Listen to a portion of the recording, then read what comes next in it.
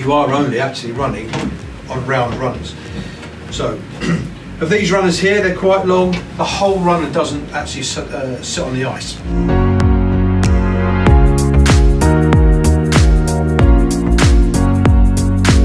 One of the biggest questions I get is gear. Everyone is obsessed with gear.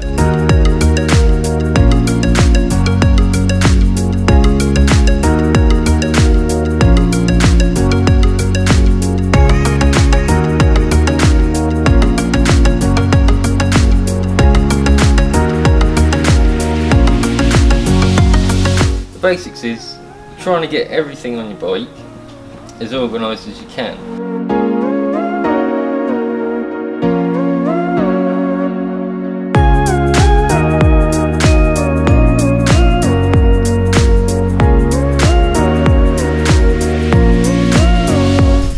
Just going to bow nice and steady. The smell of hazel and lime, this smoke that you get is just amazing.